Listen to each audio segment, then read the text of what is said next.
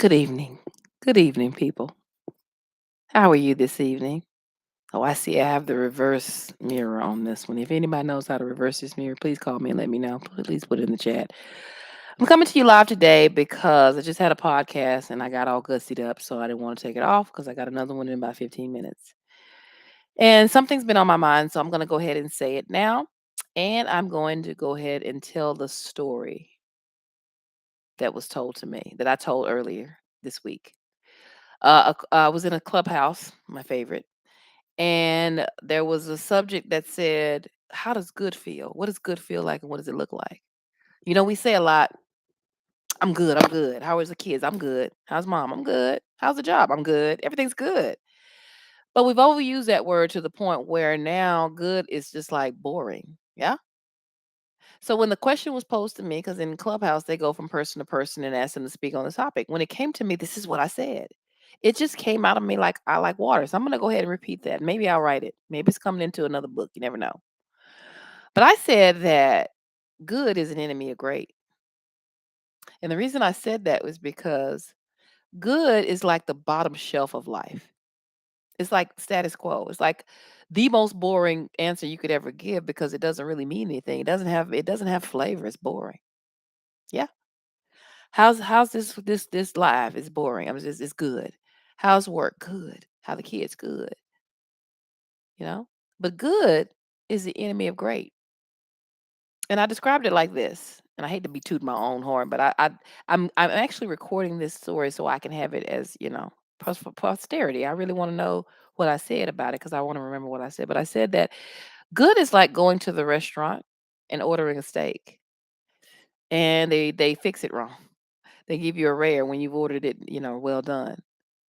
And you see that it's rare, but you don't want to cause a fuss, and you know it's not the waiter's fault, so you don't want to yell at him, and you don't want to mess up the mood of the table because you came with your friends. You don't want to start a big, fight. So you keep the rare steak. You ask your friends, "Hey, do you want this steak? Because I'm not going to eat it." They say no, so you back it up and you take it home. Okay, maybe you give it to the dog. You don't know.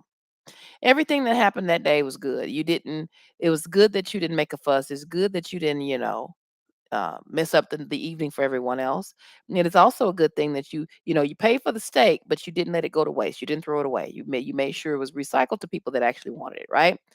Even if it's just a dog. So all of those things are good. But as I've gotten older, ladies and gentlemen, I realize that good can be the enemy of great because now I want better. Good is okay, but I want better. And because I want better, when I go to the restaurant and I order the steak, medium rare or well done, and it comes back raw and rare, I'm going to say something. Excuse me, sir. Excuse me. Hi. Hi, how are you? I know you didn't do this, but and these vegetables that you gave me on my plate are great. But this steak is rare and I really, really wanted it to be well done. Could you take it back and maybe have the cook put it back on the grill for me? Thank you so much. I appreciate you. Thank you. Thank you. I haven't caused a ruckus. I haven't been disrespectful to the waiter, but I deserve to have the steak that I want because I'm paying for it. When I walked into this restaurant and I opened up your menu, you said I could have this steak the way I wanted it. You gave me the choice. So I chose what I wanted. You didn't give it to me. It is your responsibility to go fix it. I'm paying for it. So I'm getting what I want. And I'm not causing a ruckus. I'm not being rude and I'm not messing up the table for anyone else. But I'm going to get what I want in this life. I'm going to have the things that I say that I want. And by golly, you're going to step out of my way if you don't want to give it to me.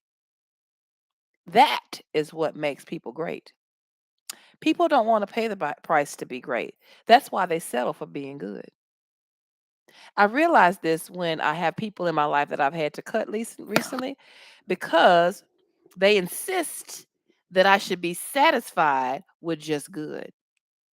You got a good job.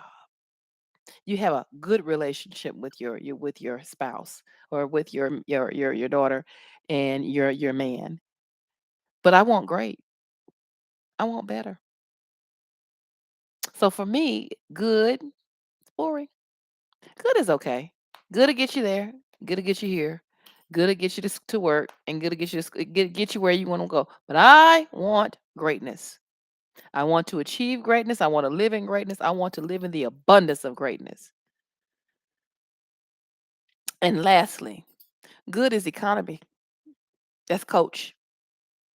Better is first class and business class. Woo, business class. You ain't seen nothing till you seen business class. But great is owning the plane. Private jet. You ain't even got to go through security sometimes. That is greatness. I have been Kendria Johnson. I'm your teacher coach. And I make good teachers great by bringing them out of burnout and back to a balanced life. Get a copy of my new book. Catch you next time.